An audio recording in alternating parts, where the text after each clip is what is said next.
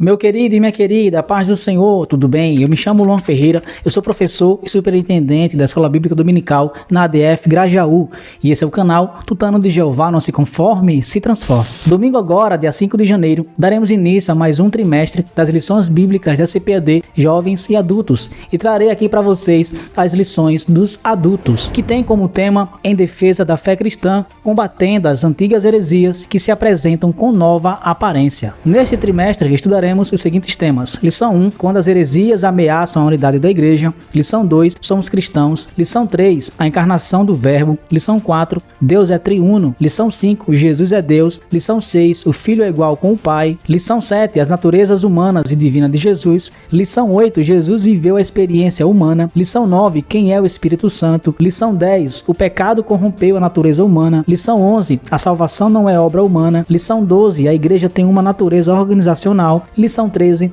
perseverando na fé em Cristo. Lição número 1, quando as heresias ameaçam a unidade da igreja.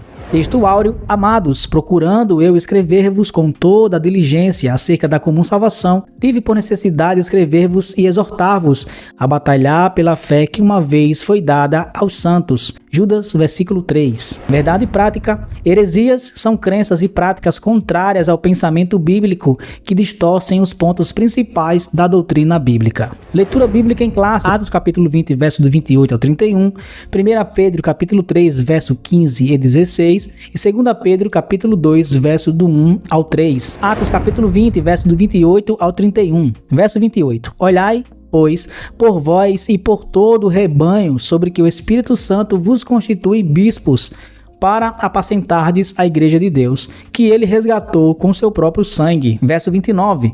Porque eu sei isto que, depois da minha partida, entrarão no meio de vós lobos cruéis, que não pouparão ao rebanho. Verso 30. E que de entre vós mesmos se levantarão homens que falarão coisas perversas para atraírem os discípulos após si. Verso 31. Portanto, vigiai, lembrando-vos de que, durante 3 anos, não cessei noite e dia de admoestar com lágrimas a cada um de vós. 1 Pedro 3, verso 15 e 16. Verso 15. Antes, santificai ao Senhor Deus em vossos corações e estais sempre preparados para responder com mansidão e temor a qualquer que vos pedir a razão da esperança que há em vós. Verso 16. Tendo uma boa consciência para que naquilo em que falam mal de vocês, como de malfeitores, fiquem confundidos os que blasfemam do vosso bom procedimento em Cristo. 2 Pedro capítulo 2, verso do 1 ao 3. Verso 1. E também houve entre o povo falsos profetas, como entre vós haverá também falsos doutores, que introduzirão encobertamente heresias de perdição, e negarão o Senhor que o resgatou, trazendo sobre si mesmos repentina perdição. Verso 2. E muitos seguirão as suas dissoluções, pelos quais serão blasfemados o caminho da verdade. E verso 3. E por avareza farão de vós negócio com palavras fingidas, sobre os quais já de largo tempo não será tardia a sentença, e a sua perdição não dormita. Apresentação dessa lição. Neste trimestre, estudaremos sobre as heresias e seitas que assolaram a igreja primitiva. Tais heresias assumiram uma nova roupagem no contexto da igreja na atualidade. Diante desse malefício, é papel da igreja rechaçar os falsos ensinamentos e combater qualquer tentativa de assolação à fé cristã. Para tratar sobre esse assunto, o comentarista desse trimestre é o pastor Ezequias Soares, líder da Assembleia de Deus em Jundiaí, São Paulo, presidente da Sociedade Bíblica do Brasil, presidente da Comissão de Apologética da CGADB, especialista em línguas bíblicas, mestre em ciência da religião, autor dos livros O Ministério Profético na Bíblia, Manual de Apologética Cristã, entre outros, todos editados pela CPAD. Objetivos da lição. Número 1. Identificar as ameaças hereges que assolam a Igreja de Cristo nos últimos dias. Número 2. Apresentar o conceito de apologética cristã. Número 3. Definir o que são as heresias. Introdução. Heresias são crenças e práticas contrárias ao pensamento bíblico, pois elas distorcem os pontos principais da doutrina cristã, confrontam o cristianismo histórico e criam um problema para as igrejas e as famílias. As heresias da atualidade são as mesmas da antiguidade, mas com uma roupagem nova, que foram rejeitadas pelos apóstolos e primeiros cristãos, pois nada há novo debaixo do sol, assim como diz Eclesiastes capítulo 1, verso 9. O presente trimestre tem por objetivo mostrar o referencial doutrinário da fé cristã, levando-a a reconhecer de longe as heresias. Esta primeira lição é um estudo sobre o problema das heresias nas igrejas e a nossa responsabilidade na defesa da fé. Primeiro tópico, as ameaças dos lobos vorazes. Primeiro subtópico, vamos falar sobre os cuidados pastorais, Atos capítulo 10, verso 28. Subtópico 2, depois da minha partida, verso 29. Subtópico 3, a origem dos falsos mestres, verso 30. Os cuidados pastorais. Os anciãos mencionados no versículo 17 são chamados de bispos nessa passagem, e ao dizer que eles foram constituídos pelo Espírito Santo para apacentar a igreja de Deus, mostra que eles são pastores. A função primordial do pastor é alimentar, guiar e proteger o rebanho. Lucas capítulo 15, verso do 4 ao 6. O Novo Testamento emprega essa metáfora ao tratar o relacionamento entre pastor e rebanho na igreja. A exortação apostólica aos líderes da igreja visa proteger os irmãos e as irmãs das heresias e guiar todos na verdade do Evangelho. Esse cuidado aparece nos ensinos de Jesus, Mateus capítulo 7, verso do 15 ao 20. Então percebemos já de início que o termo em si, pastor, não existe no contexto bíblico, a não ser o próprio Jesus, que diz que ele é o bom pastor e o bom pastor dá a vida pelas ovelhas. Mas os apóstolos eram vistos como bispos ou anciãos, que metaforicamente o apóstolo Paulo tratou como pastores, pois assim são pessoas que guiam, que protegem e também que livram das heresias. Subtópico 2, depois da minha partida, verso 29. Essa expressão é uma palavra profética, pois o apóstolo não está apenas se referindo à sua morte, mas também ao avanço dos hereges no seio da igreja depois do período apostólico no futuro. Paulo usa uma linguagem metafórica para identificar os falsos doutrinadores, lobos cruéis ou lobos vorazes. O apóstolo Pedro, depois de ensinar que o Espírito Santo inspirou os profetas do Antigo Testamento, mostrou que a presença do verdadeiro ensino nem sempre é suficiente para impedir a manifestação do falso. Tanto que, ao falar a respeito dos profetas legítimos dentre os hebreus, ressaltou que também havia entre o povo falsos profetas, como haveriam de surgir com o tempo no meio da igreja falsos mestres. Na verdade, eles já estavam presentes no período apostólico. Você pode conferir Gálatas capítulo 1, verso 7 e Colossenses capítulo 2, verso 8 e Judas, versículo 4. Aqui nós já percebemos que o apóstolo Paulo já combatia contra os hereges de seu tempo. E já vamos entender essa questão de o que é heresia. Mas Paulo também se preocupava com os futuros hereges que iriam surgir. Mesmo Paulo pregando a verdade bíblica, ele sabia que no meio dessa verdade se levantariam homens que queriam deturpar essa verdade e fazer com que as pessoas também acreditassem e se desviassem da palavra de Deus. Então Paulo se preocupou não só naquele tempo, mas deixar escrito, deixar registrado para num tempo futuro, olha só, nesse presente tempo que estamos vivendo, também poder ter cuidado com esses falsos profetas, falsos ensinadores, lobos que se vestem de ovelhas. Terceiro subtópico, a origem dos falsos mestres. Verso 30. 2 pontos surpreendentes nessa parte do discurso nos chamam a atenção. Primeiro, os lobos vorazes surgem de dentro da própria igreja. Paulo afirmou, dentre vós mesmos. E segundo, se levantarão homens que falarão coisas perversas para atraírem os discípulos após si. Os discípulos deles ainda estão por aí. Entre eles estão os que se posicionam acima das escrituras, os quais, sem o menor pudor espiritual, usam as redes sociais para corrigir, entre aspas, a Bíblia e discordar abertamente dos profetas e dos apóstolos bíblicos. As pessoas consideram os seus discursos modernos e a mensagem da Bíblia desatualizada. Em razão disso, oferecem um novo evangelho. 2 Coríntios capítulo 11, versos do 13 ao 15. Em face disso, vemos a importância de estudar um campo da teologia, denominado de apologética, para orientar os crentes dos nossos dias. Vivemos nesses dias profetizados por Paulo, que viriam hereges. Vivemos na era da informação, da tecnologia, da internet, e vemos coisas absurdas. Homens e mulheres que outrora defendiam afinco a palavra de Deus, hoje optam em querer reformá-la ou querer atualizá-la porque não está mais no nosso contexto. Uns defendem o homossexualismo e querem que a Bíblia seja atualizada. Outras defendiam que o homossexualismo é pecado, mas hoje a mulher é casada com outra e se diz pastora de um ministério. Então olha só a importância de nós sermos apologetas e vamos já entender o porquê que precisamos ser apologetas. A sinopse do primeiro tópico: os lobos vorazes surgem de dentro do povo de Deus. Por isso a apologética é tão necessária. Então a preocupação nossa não é de quem vem de fora. Quem está no mundo já está entregue ao diabo, às coisas do mundo.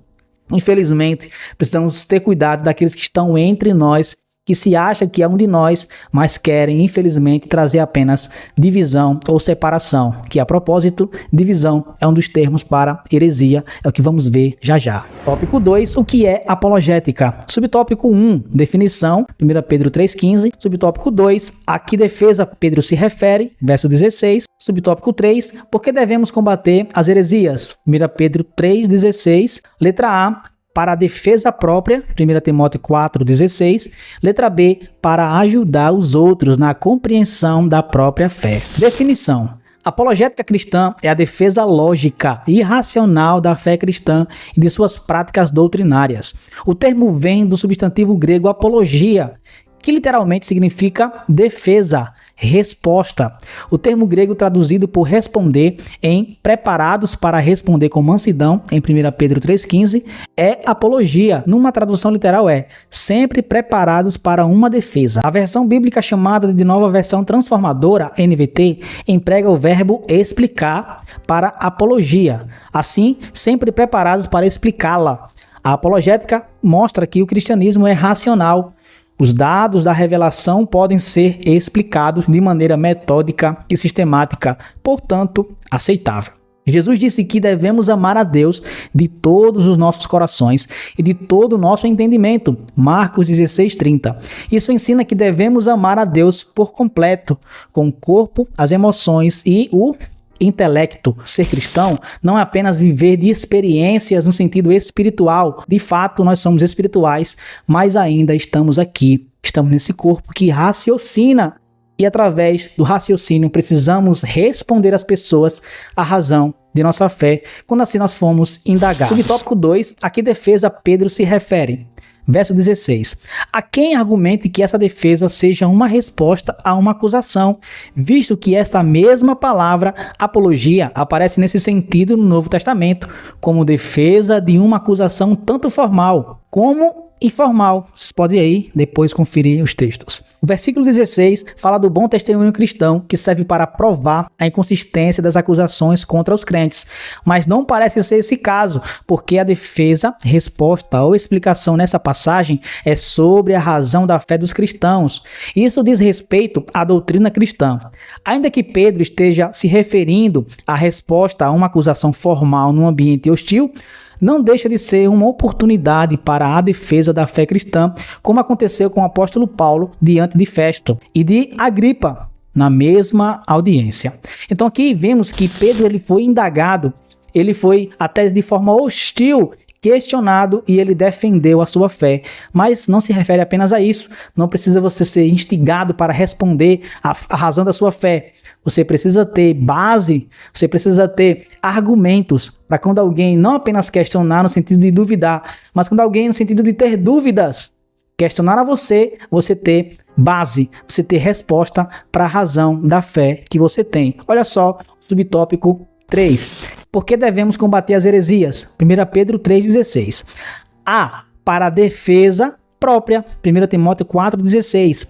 Os cristãos devem estar informados daquilo que os vários grupos ensinam, a saber, a forma de refutá-los biblicamente. Então, além de você estar ciente do tipo de fé que você tem com base na palavra de Deus, você precisa também buscar conhecimento de outras religiões para quando for refutado você ter resposta, ter base para aquilo que você vai falar. D, para ajudar os outros na compreensão da própria fé, principalmente os que rejeitam pontos fundamentais da fé cristã e muitas vezes de forma inconsciente, pois sabemos que existem muitas pessoas sinceras aos quais buscam servir a Deus e precisam conhecer a sua palavra. Tito capítulo 1, verso 9. Esse debate sobre as crenças deve ocorrer de maneira respeitosa e com argumentos e fundamentação bíblica, respondendo às objeções contra a fé cristã. O êxito dessa luta é garantido quando se está nos domínios do Espírito Santo.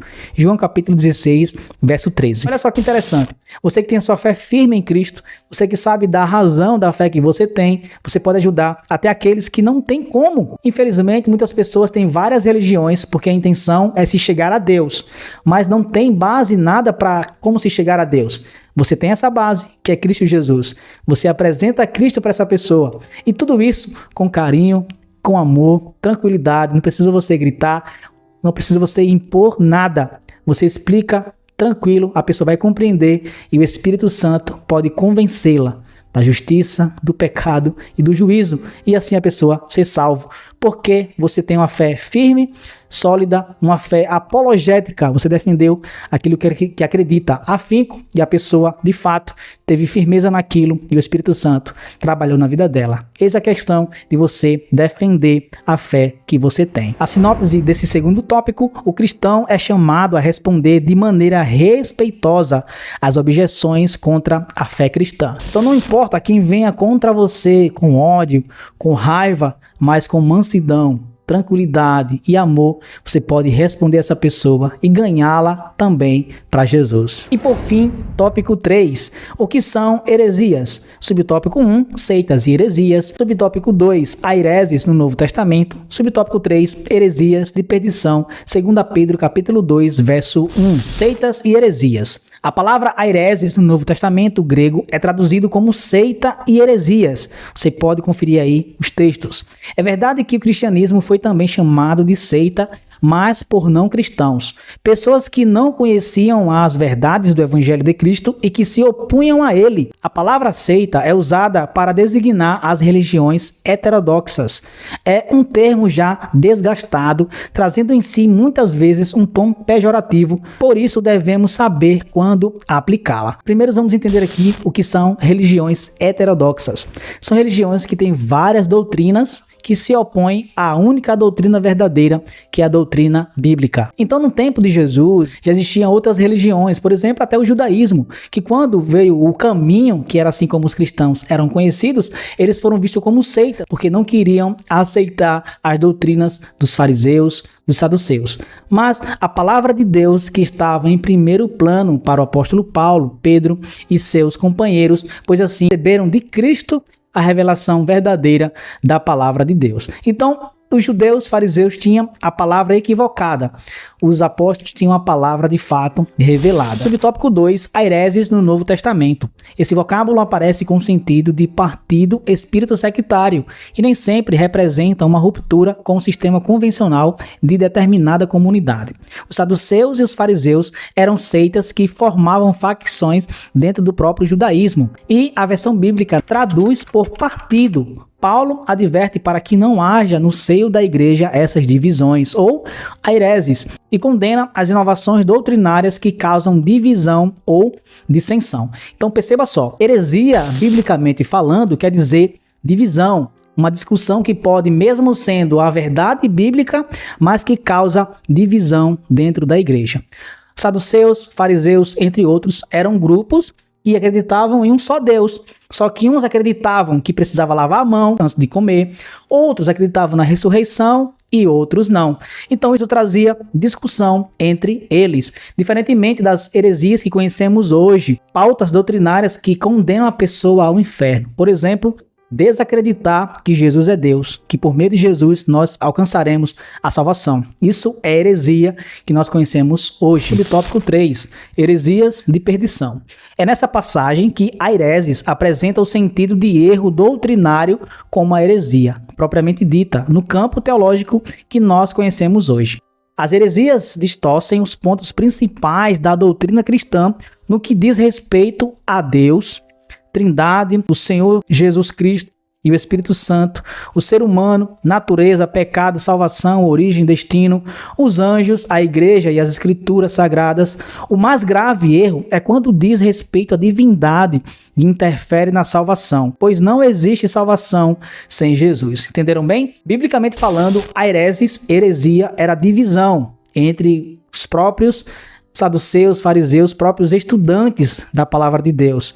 Mas hoje em dia, Pedro trouxe isso, essa nova forma de ver a hereses pontos importantes para a nossa base de fé e conduta que as pessoas pegam para distorcer, tirando a divindade de Jesus, desconfiando da Trindade e coisas mais, pautas que são de salvação. Isso sim, são heresias que hoje em dia estão aí se propagando. Infelizmente, na era da internet, como eu falei anteriormente, tem se propagado mais e mais e pessoas estão se afundando nisso. Seitas e heresias é um assunto muito amplo que aqui eu poderia aplicar, mas ficaria muito longo esse vídeo, mas eu posso trazer, infelizmente, algumas igrejas que parecem ser boas, mas são seitas que pregam heresias. Por exemplo, Adventista do Sétimo Dia. Eles não acreditam que Jesus é Deus. Acreditam que Jesus é Miguel, irmão de Satanás, porque foram criados por Deus, enfim. Olha só a bagunça teológica. Testemunho de Jeová, os Mormons e assim por diante. Depois vocês pesquisam aí para ficarem mais a par do assunto. A sinopse do tópico 3, o apóstolo Paulo adverte acerca das divisões no seio da igreja e condena as inovações doutrinárias que causam dissensões. Então, tenhamos cuidado até mesmo com discussões teológicas que não causam condenação, mas pode causar divisão entre nós. Temos cuidado com isso. A conclusão dessa lição, os apóstolos responderam aos opositores da fé cristã e lançaram a base da nossa teologia. Olha que maravilha. Todos os escritos do Novo Testamento mostram essa luta acirrada contra as falsas doutrinas. Então perceba que não é de hoje essa questão de defender a nossa fé. Desde os períodos bíblicos, os apóstolos já defendiam e deixaram escritos, que é uma base para nós hoje termos na apologética, a defesa da nossa fé contra as falsas doutrinas que estão reaparecendo, assim como nosso trimestre vai abordar sobre isso. É, pois, tarefa da igreja atual batalhar pela fé que uma vez foi dada aos santos. Judas, verso 3. Finalizamos com a seguinte pergunta para reflexão. Estamos a fazer pela verdade o que esses agentes da heresia fazem pela mentira?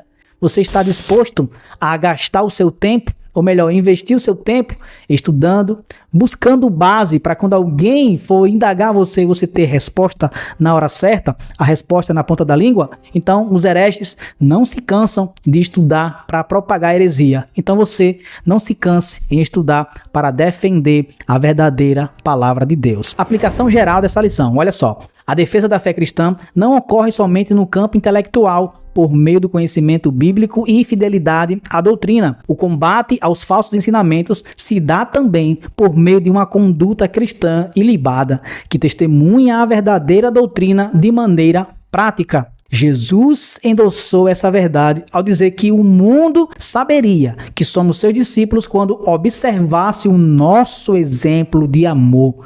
João 13:35. Então que entendamos, não somente defender em palavras. Não adianta ter uma boa defesa, palavras que confrontam, que até chegam a convencer, mas se a sua conduta não mostrar nada da fé que você tem. Então, fé, conduta, palavras, seja todo um casamento perfeito para que as pessoas vejam em nós, apenas calados, vejam em nós uma boa conduta de um bom cristão ilibado, um bom cristão servo do Senhor Jesus. Amém? Muito obrigado pela sua paciência. Voltaremos no próximo vídeo sobre a lição 2 e vamos aí trilhar esse trimestre estudando juntos, crescendo na graça e no conhecimento da palavra de Deus. Deus te abençoe. Até a próxima, se Deus quiser.